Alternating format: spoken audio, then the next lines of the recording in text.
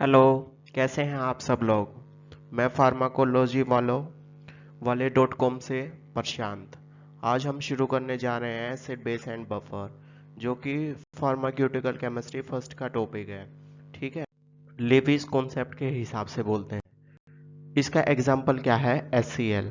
अब HCl कैसे loan pair of electron को एक्सेप्ट करता है?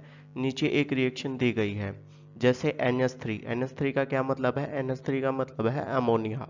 अमोनिया ने जैसे ही रिएक्शन की HCl के साथ, HCl का मतलब है हाइड्रोक्लोरिक एसिड के साथ, तो अमोनिया ने एक loan pair of electron HCl को दे दिया।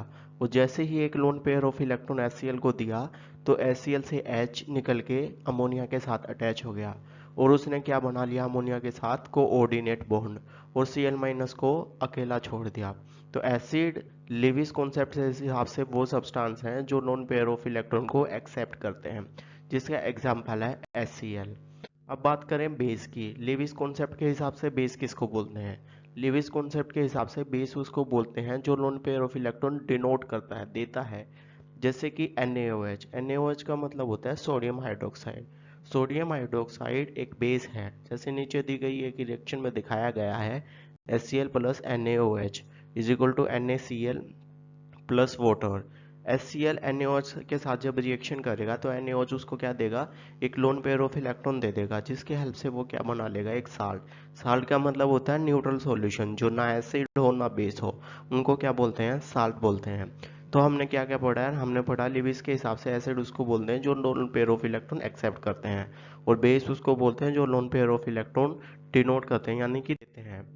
अब अरेनियस थ्योरी के हिसाब से एसिड एंड बेस की क्या डेफिनेशन है? सबसे पहले बात करते हैं एसिड के बारे में। एसिड वे सब्सटेंस है जो हाइड्रोजन आयंस देते हैं किस वाटर में या किसी भी सॉल्यूशन में। किसके हिसाब से? अरेनियस थ्योरी के हिसाब से। जैसे साइड में एक पिक आपको दिखाई गई है, जिसमें HCl की रिएक्शन वाटर से करके दिखाई गई है। जब HCl वाटर के साथ रिएक्ट करता है तो वो हाइड्रोनियम आयन देता है। हाइड्रोनियम आयन का मतलब हाइड्रोजन आयन। हाइड्रोजन आयन का मतलब H+। जैसे ही वो सॉल्यूशन में H+ देगा, H+ वाटर के साथ रिएक्ट करके H3O+ बना लेगा, और Cl को अकेला छोड़ देगा। यानी कि वो सब्सटेंस जो सॉल्यूशन में या वाटर में H+ आयन देते हैं, उनको क्या बोलते हैं? एसिड। किसके हिसाब से? अरेनियस के हिसाब से। बेस। अरेनियस के हिसाब से बेस किसको बोलते हैं? अरेनियस के हिसाब से बेस उसको बोलते हैं जो हाइड्रोक्सियल आयन देता है वाटर में या किसी भी सॉल्यूशन में। अब हाइड्रोक्सियल आयन क्या है? हाइड्रोक्सियल आयन का मतलब होता है OH-। NaOH- जब किसी भी वाटर सॉल्यूशन में या किसी भी वाटर में या किसी भी सॉल्यूशन में जब NaOH को डालेंगे, तो वो क्या देगा? OH-। यदि वो OH- दे रहा है तो इसका मतलब वो क्या है? एक बेस। तो NaOH को हम किसकी कैटेगरी में रखते हैं? बेस की कैटेगरी में रखते हैं। उससे अगला, अकॉर्डिंग टू लोवरी एंड ब्रोस्टेटेड थ्योरी के हिसाब से एसिड किसको बोलेंगे? बेस किसको बोलेंगे? इस थ्योरी के हिसाब से एसिड उसको बोलेंगे जो कि the substance which can donate the proton to the solution. वो सब्सटेंस जो सॉल्यूशन में प्रोटॉन्स देते हैं। प्रोटॉन्स का मतलब पॉजिटिव आयंस। पॉजिटिव आयंस का मतलब हाइड्रोनियम आयन। यानी कि जो सब्सटेंस सॉल्यूशन में प्रोटॉन्स देते हैं उन्हें क्या बोलते हैं? एसिड। इससे उल्टा क्या होगा? बेस। यानी कि वो सब्सटेंस जो सॉल्यूशन से प्रोटॉन एक्सेप्ट करते हैं उन्हें क्या बोलते हैं? बेस। यानी कि जो H+ आयन देते हैं, या दूसरी मैं लैंग्वेज में बोलूं, प्रोटॉन की जगह जो पॉजिटिव चार्ज सॉल्यूशन में देते हैं उन्हें बेस एसिड बोलते हैं, और जो पॉजिटिव चार्ज को एक्सेप्ट करते हैं उन्हें क्या बोलते हैं? बेस बोलते हैं। उसके बाद बात करते हैं बफर सॉल्यूशन। बफर सॉल्यूशन क्या होते हैं? What are buffer solution? The solution which resist the change in the pH upon the condition of small amount of acid और alkali are called buffer solution.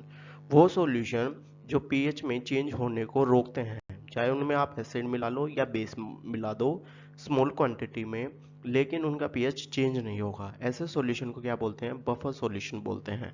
अब बफर सॉल्यूशन के कितने types हैं? Chemical nature पे बात करें तो buffer solutions के 3 टाइप हैं: acidic buffer, basic buffer, neutral buffer. और यूजेस के बेस पे बात करें तो बफर के 2 टाइप्स हैं: एनालिटिकल बफर और फार्माक्यूटिकल बफर्स। अब इन सबको आने वाले लेक्चर में डिटेल में पढ़ेंगे।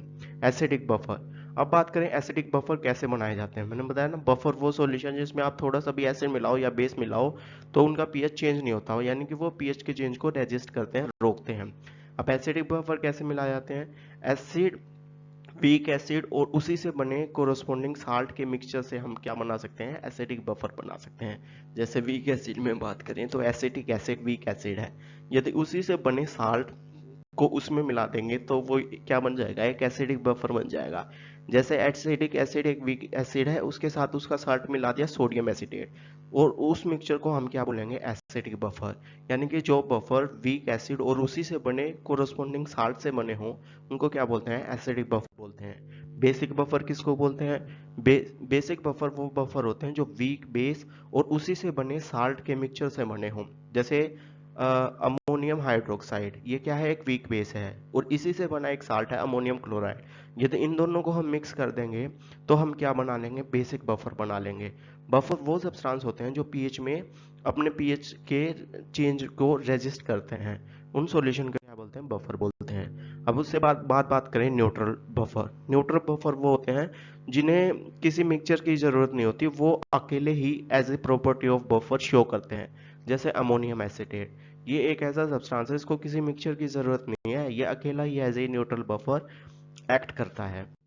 उसके बाद बात करें बफर कैपेसिटी। बफर कैपेसिटी क्या होती है, बफर कैपेसिटी का मतलब है it is defined as the mole of strong acid और strong base required to change the pH of 1 litre of solution by 1 unit.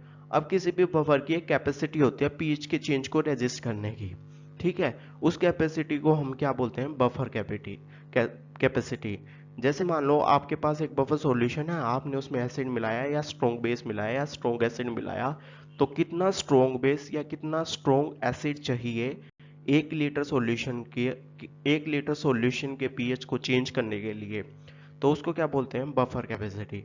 मैं एक बार दोबारा से रिपीट कर देता हूँ, कितना मोल स्ट्रॉन्ग एसिड या कितना मोल स्ट्रॉन्ग बेस चाहिए 1 लीटर सॉल्यूशन को 1 यूनिट पीएच चेंज करने के लिए, इसको क्या बोलते हैं, बफर कैपेसिटी बोलते हैं। उसके बाद प्रॉपर्टी देखें बफर की, क्या क्या प्रॉपर्टी है। यह तो सभी को पता है कि बफर वो सॉल्यूशन है जिनका पीएच कांस्टेंट रहता है, यानी कि आप उसमें वीक एसिड मिलाओ या वीक बेस मिलाओ तो उसका पीएच चेंज नहीं होता। ये उसकी सबसे एक्सक्लूसिव प्रॉपर्टी है, सबसे मेन प्रॉपर्टी है कि पीएच जो है बफर सॉल्यूशन है वो हमेशा कांस्टेंट रहेगा। दूसरी भी प्रॉपर्टी लगभग ऐसी ही है कि pH of the solution does not ten on dilution. Dilution का मतलब है उसमें वाटर मिलाने से या कोई और सॉल्यूशन मिलाने से उसका पीएच अभी चेंज नहीं होता, जो पीएच है वही रहेगा, कांस्टेंट रहेगा हमेशा, उसको क्या बोलते हैं, बफर। अब तीसरी प्रॉपर्टी क्या है, the pH does not change even after addition of small quantity of acid पे। तीसरी भी लगभग वही सेम प्रॉपर्टी है, थोड़ा सा एसिड मिला लो या बेस मिला लो तो उसका पीएच चेंज नहीं होगा।